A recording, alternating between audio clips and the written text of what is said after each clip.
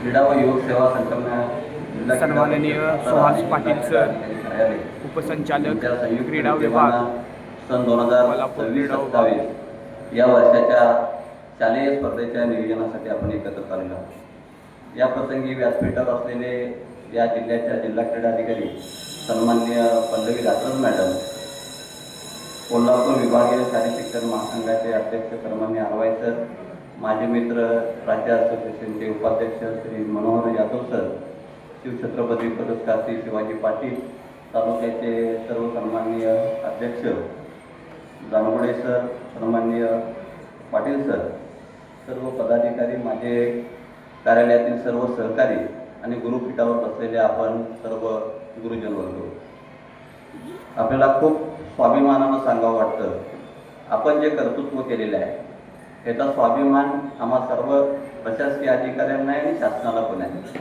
शालेय क्रीडा स्पर्धेत सन 2025-26 मध्ये महाराष्ट्रानं 546 पदकं मिळवून देशामध्ये अग्रस्थान मिळवलं, प्रथम क्रमांक मिळवला। आणि या यशाचे सर्व भागीदार मित्र व पाया रचणारे आपण आहे।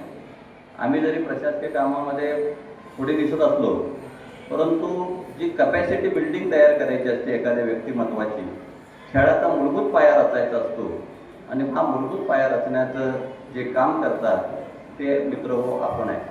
म्हणून आजची बैठक फक्त स्पर्धाच्या नियोजनाची आहे का क्रीडाविषयक चळवळीचा पाया रचणारे प्रगतीची आहे। आणि म्हणून बैठक निश्चित नियोजनातून स्पर्धेचा कृती कार्यक्रम जाणून घेणे एवढाच नसले पाहिजे, तर आपल्यातला एक किंतु क्रीडा चळवळीचा हेतू हा जागृत करून एक संदेश घेऊन जाणारे असले पाहिजे असं मला वाटतं। म्हणून संवादात्मक बैठक असली पाहिजे। तुम्हाला गतवर्षी असलेल्या समस्या असतील त्या हिरिरीनं मांडल्या पाहिजेत। नियोजनामध्ये तालुका संघटक असतील, तालुका समन्वयक असतील किंवा आम्ही असतो, चुकलो असेल तर धारिष्ठानं चूक त्यांची दाखवून यायचं धारिष्ठ मित्र तुमच्यामध्ये पाहिजे। एखाद्यावर अन्यायाची गोष्ट झाली असेल तर तिला वाचा फोडण्यासाठी तू पुनरावृत्ती होऊ नये म्हणून ते सांगण्याचे तुम्हाला त्यामध्ये धारिष्ठ असलं पाहिजे। मित्रत्व वेगळं आणि प्रगतीचं काम वेगळं। एखादा तुमचा मित्र असू शकतो, परंतु मित्र तिथं बसल्यानंतर जर चुकीचा निर्णय घेत असेल तर त्याला ठासून सांगण्याची भूमिका पाहिजे। कारण मित्र हो, तुम्ही जे खेळाडू घडवता त्याच्या न्यायासाठी लढता, म्हणून असे जर व्यक्तिमत्व असेल नक्कीच आम्हाला आदर असणार आहे। ती आमची चूक नसणार आहे, भविष्याची दिशा घेण्याचा तो संदेश असणार आहे। म्हणून आम्ही या तुमच्या सगळ्या सूचनांकडे आम्ही सकारात्मक पाहू। समाजामध्ये आपण बघतो शिक्षक आणि शारीरिक शिक्षणाचे मूल्य किती आहे। आज राष्ट्रीय शिक्षण धोरण आलं, राष्ट्रीय शिक्षण धोरणामध्ये खेळाला किंवा शारीरिक शिक्षणाला अनन्य महत्त्व दिले।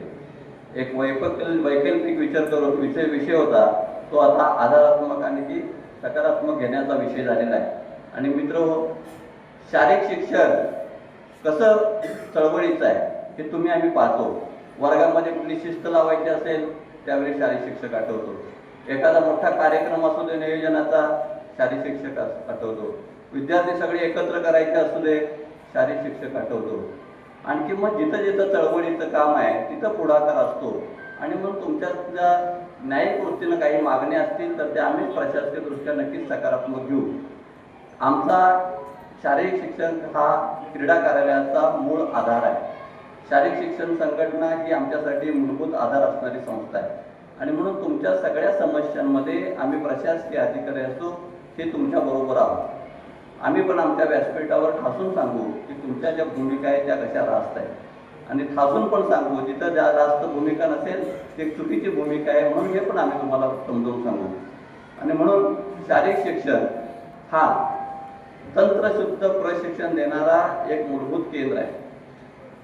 म्हणून आपल्यामध्ये जे अपडेशन असतं, आपल्यामध्ये काही तर नूतन याच्यातलं ज्ञान जिज्ञासूपणानं जाणून घेण्याची वृत्ती आहे, ही मित्र हो कायमस्वरूपी आपल्याला ठेवावं लागेल। एखाद्याच्या बघितलं आपण आता यूट्यूब आले, अनेक त्याच्यामध्ये स्पर्धा बघतो, कौशल्याचे इतकं काठिण्य पातळी वाढलेली आहे की त्या स्पर्धेमध्ये आपल्याला जगाचा समतोल किंवा समतुल्य खेळाडू तयार करणं हा तुमचा माझा हेतू आहे।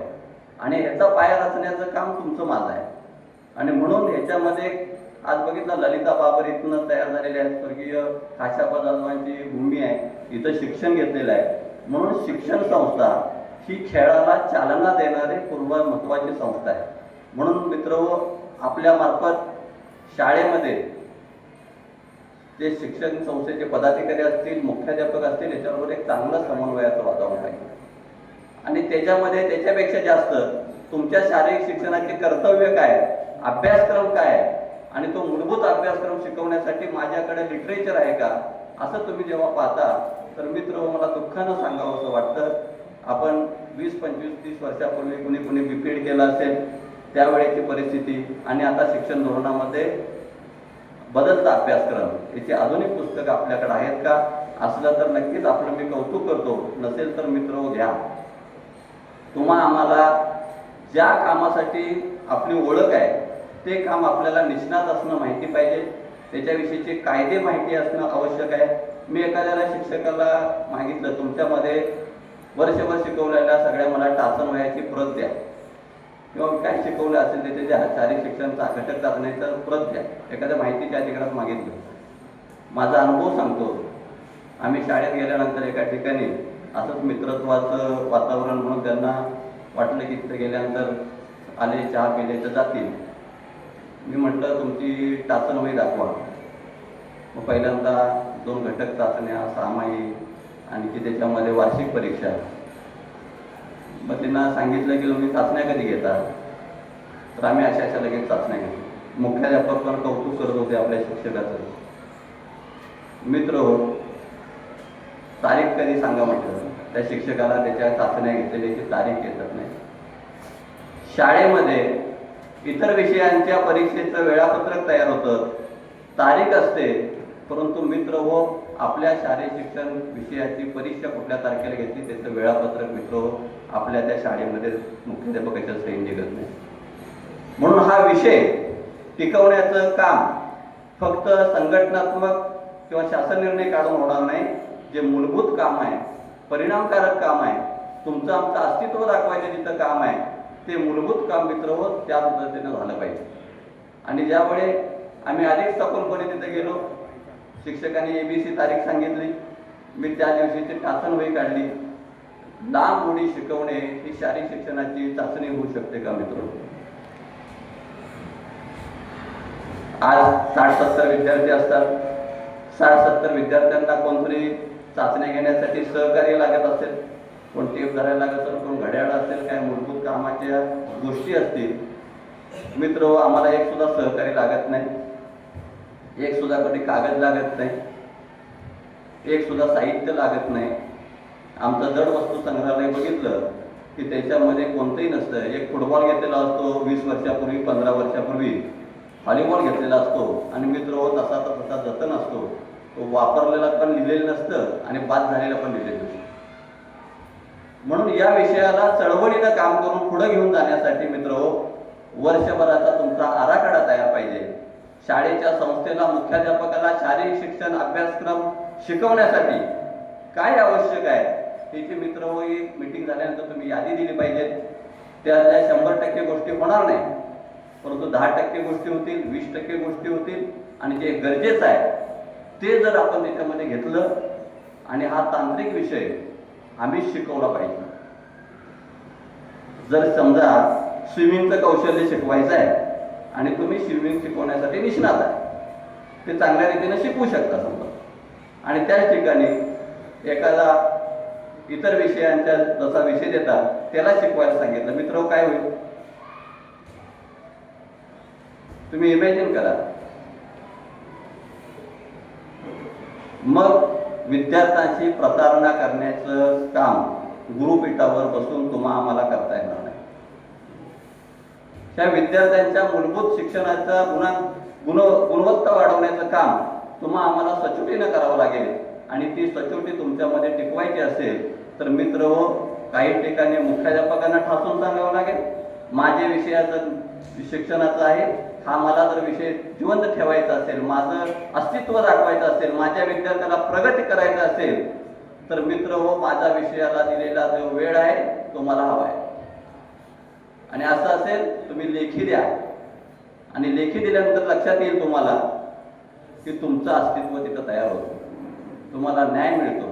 आणि जिथं वाचा फोडायची असेल, तुमचं संघटनात्मक या भूमीला, या जिल्ह्याला मोठं इतिहास आहे, क्रांतिकारकांचा जिल्हा म्हणतो, संघटनात्मक काम करणारा एक मूलभूत जिल्हा म्हणून याच्यामध्ये पाहतो. आणि जिथं जिथं अशा संघटना तुमच्या पाठीशी उभं राहतात तिथं ऐतिहासिक कामच घडतं आणि तुमचं आमचं अस्तित्व ह्या चांगल्या रीतीनं दिशादर्शक अस्तित्व टिके. म्हणून काय, जबाबदारी स्वीकारणे आणि जबाबदारीतून पळ काढणे ह्या गोष्टी दोन वेगळ्या आहेत. म्हणून आपल्याला नोकरी करायची असेल तर एक उर्मीनं, एक जिद्दीनं, एक चांगल्या प्रतिष्ठेसाठी ही नोकरी करावी लागेल. जिथं जिथं सहकार्य आवश्यक आहे ते आम्ही प्रशासकीय भूमिका म्हणून आम्ही तुमच्याबरोबर आहोत. इतर विषयांचा शिक्षक शैक्षणिक प्रगतीबरोबर विषय शिकवू शकतो, कारण संस्थेच्या प्रगतीमध्ये शालेय शिक्षकांचं योगदान फार मोलाचं आहे. आमच्याकडे योजना आहेत, त्या योजनेचा लाभ घ्या. तुमचं अस्तित्व आपोआप तयार होईल. आमच्याशी मित्रत्वाचं नातं तुमचं आहे, सहज आम्ही तुम्हाला सहकार्य करू. फक्त शाळेच्या मुख्याध्यापकांचे सही शिक्के आणले तर 100% अनुदान शासन तुम्हाला वेगवेगळ्या बाबीसाठी देतं. मित्र, किती अनुदान मिळू शकतं? 13 बाबींसाठी 7-7 लाख रुपये. बघा, 70 आणखी ते 3 म्हणजे 1 कोटी रुपये ते झाले. 14 लाख रुपये व्यायामशाळा बांधाय, 7 लाख रुपये व्यायामशाळा साहित्य. तर तुमच्या कारकिर्दीमध्ये नुसतं एक सुद्धा संस्थेचा पैसा न घालता मान्यता प्राप्त संस्था, तुम्ही जिथं करत नसाल तिथं ग्रामपंचायत, महानगरपालिका, नगर परिषद याच्या रूपानं जर तुम्ही तुमच्यामध्ये शाळेमध्ये एक तुमच्यात हे केलं तर तुमचा इतिहास हा अधोरेखित तिथं राहील. आणि म्हणता येईल की हे या शिक्षकांनी केलं, या शिक्षकांनी जर टिकवून ठेवलं आणि तिथं आमचं योगदान सहकार्य म्हणून आम्ही तुम्हाला नक्की देऊ. मगाशी विषय सांगितला वयाधिक्याच्या बाबत. मित्र, सगळ्यात प्रायोरिटी आपल्या सेवेमध्ये सचोटीला, सगळ्यात प्रायोरिटी आपल्या नोकरीच्या सुरक्षिततेला. आज आपली मुलं बाळ आहेत, आपल्याला एक वेगळी गुरुपटावरनं प्रतिष्ठा आहे. त्या प्रतिष्ठेला कुठेही धक्का लागू नये असं आम्हाला काम करताना वाटतं. कुणाच्या तरी प्रभावात येणार, कुठंतरी मोठं स्वप्न तुम्हाला असणार, मोठं मित्र स्वप्न पूर्ण करता येतं. ते कष्टानं, योग्य रीतीनं नियोजन करून, अधिक सराव घेऊन, अधिक प्रशिक्षण घेऊन, तर ह्याच्या रीतीनं तुम्हाला जे जे सहकार्य लागत असेल. आज आमच्याकडं क्रीडा प्रशिक्षक आहेत, कार्यकारी क्रीडा अधिकारी आहेत, त्यांचं तुम्हाला मोफत सहकार्य देऊ. त्यांच्या संघटनेच्या मार्फत कृती कार्यक्रम प्रशिक्षण तुमच्यामध्ये लावू. उन्हाळी शिबिरं घ्या, त्यामध्ये तुमच्या कपॅसिटी बिल्डिंगमध्ये आम्ही सहकार्य करू. आमच्या संयुक्त विद्यमाने असे उपक्रम तुम्ही राबवा.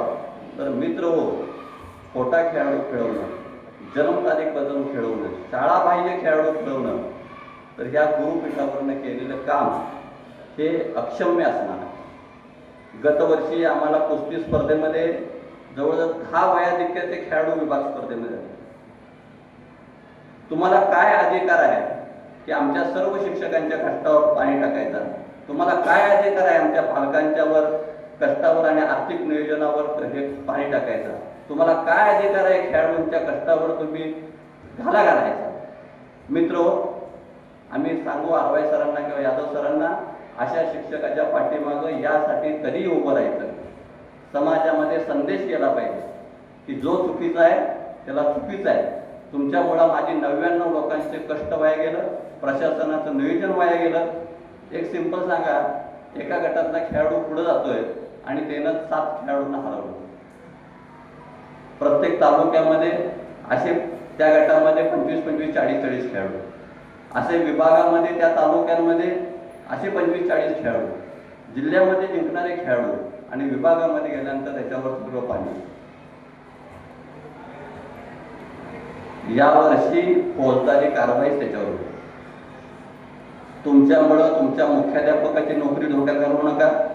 तुमच्या प्रतिष्ठेला, तुमच्या नावाला काळीमा लागणार नाही अशा रीतीनं मित्र काही काम करूया. आपल्याला अशा घटनेमुळं तुमचं कर्तृत्व मोठं होणार नाही.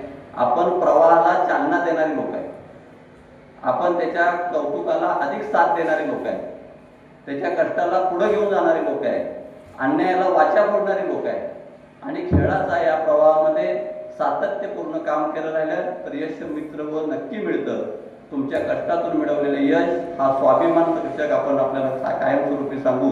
पण वयाधिक्यानं मिळवलेलं यश असेल ते कायम तुम्हाला लपतछपत तर नोकरीवर घालना घालणार असेल तर मित्र अशी चूक तुमच्या आमच्या मार्फत झाली नाही पाहिजे.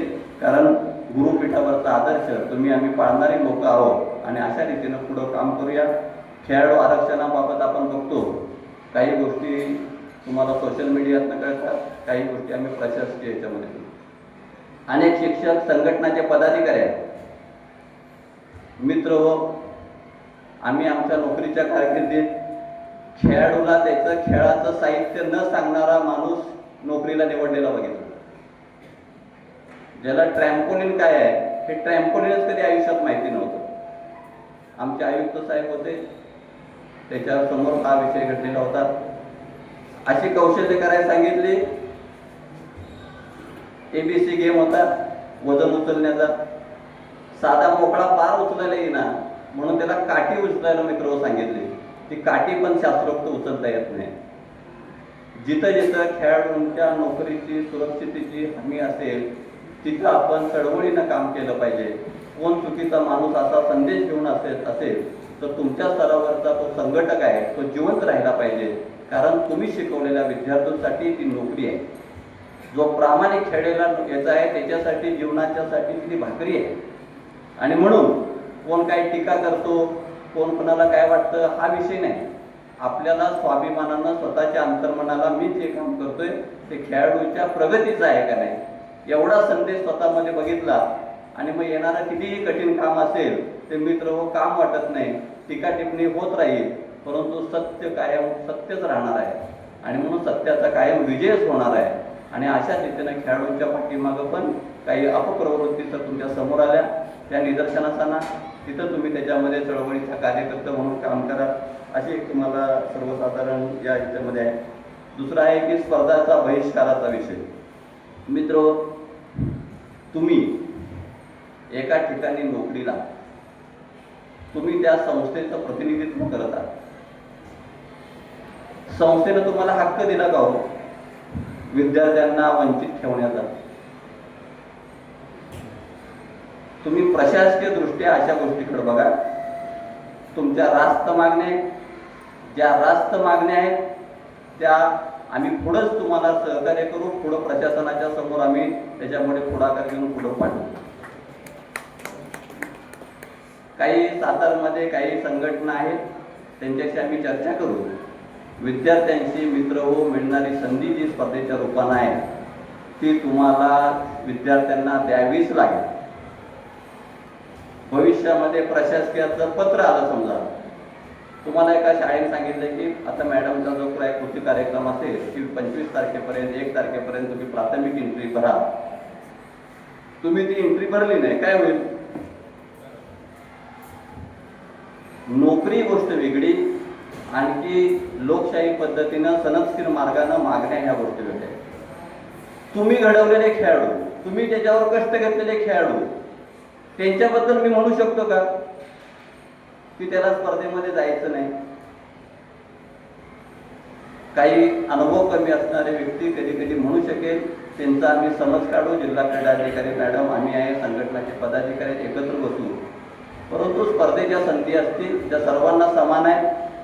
जो संधीपासून दुरावेल आणि जाणीवपूर्वक असेल तर आम्ही मुदत प्रवेशाची वाढवणार नाही, हे पण तुम्हाला संदेश इथनं जाऊ दे. जी मुदत दिलेली आहे त्या मुदतीमध्येच आम्ही एंट्री करू. आणि तुमच्या समस्येमुळे संस्था अडचणीत आली, विद्यार्थी अडचणीत आला, त्याचा परिणाम मित्र हो तुम्हाला देऊ आणि नंतर मग आम्हाला काय करायचे ते आम्ही सहकार्य करू. त्यामुळं स्पर्धेचा बहिष्काराचा विषय प्रशासनाच्या दृष्टिकोनातून कुणी करू नका. तुमचा काय आमच्याविषयी गैरसमज असेल तो आम्ही दूर करू. सनदशीर मार्गाने तुमच्या ज्या मागण्या आहेत 24 तासाच्या आत तुमच्या हातामध्ये काय काय सहकार्य क्रीडा विभागाचं पाहिजे ते त्याच्यामध्ये करू. शारीरिक शिक्षक अधिक क्षमतेनं प्रशासनामध्ये किंवा शाळेमध्ये आला पाहिजे. आमचं पण त्याच्यामध्ये आहे, कारण तुम्ही आमचे सहकारी आहे, तांत्रिक बाबी पाहणारे तुम्ही आमचे घटक आहे. आणि म्हणून शारीरिक शिक्षकांची अधिक संख्या झाली पाहिजे, ही आमच्यासाठी आनंदाची गोष्ट आहे. आमचा हा विषय अधोरेखित राहिला पाहिजे, ही सगळ्यांसाठी आनंदाची गोष्ट आहे. तर अशा दृष्टिकोनातून भविष्यात आम्ही तुमच्या सर्व संघटनाला, जी आरवाई सरांची संघटना असेल किंवा इतर संघटना असेल, आम्ही त्यांना सहकार्य करू, योग्य रीतीनं मार्गदर्शन करू. परंतु स्पर्धात्मक बहिष्काराचा विषय कुणी याच्याबद्दल व्यासपीठावर घेऊ नये. हा तुमचा काय अजेंडा असेल तो तुमचा अजेंडा असू शकतो, परंतु शासनाचा अजेंडा आहे की विद्यार्थ्यांना सुप्त गुणांना वाव देणं, त्यांना अधिक संधी देणं आणि या देशाचा स्वाभिमान असणारा खेळाडू भविष्यामध्ये घडला पाहिजे याच्यासाठी सहकार्य करणं आणि या ठिकाणी तुमचा आमचा एकोपा राहायला पाहिजे असं मित्र व तुम्हाला विनंती करता सूचना करतो. आणि इतकंही सांगून येईल, जर त्याच्यामध्ये कुणी अटकाव आणला, जाणीवपूर्वक स्पर्धाच्या ठिकाणी गोंधळ घालण्याचा प्रयत्न केला तर मित्र व जे जे काही आमच्या हातात आहे ते चांगल्या रीतीनं आम्ही करू आणि आमच्या स्पर्धा योग्य रीतीनं संपन्न करू. त्याची तास तुमच्या कुठपर्यंत पोहोचते हा नंतरचा विषय राहील. परंतु जिथं सहकार्याची भूमिका आहे तिथं तुम्ही सहकार्याची भूमिका घ्या, जिथं आमची सहकार्याची भूमिका आहे, दिशादर्शकाची भूमिका आहे ती आम्ही जबाबदारीनं पार पाडू आणि तुम्हाला योग्य सहकार्य करू. मित्र इतकंच तुम्हाला सांगतो. आज या ठिकाणी मला बोलण्याची संधी दिली, तुमच्याशी संवाद साधण्याची बऱ्याच वर्षानंतर संधी दिली आणि म्हणून आम्ही तुमचं सर्वजणांचं आभार व्यक्त करतो आणि सांगतो. जय हिंद, जय महाराष्ट्र. पुढील आगामी वर्षामध्ये तुमच्या खेळाचे खेळाडू हे अधिक विजेते व्हावे, अधिक सहभागी व्हावेत राष्ट्रीय स्तरावर अशा शुभकामना देतो आणि सांगतो. जय हिंद, जय महाराष्ट्र.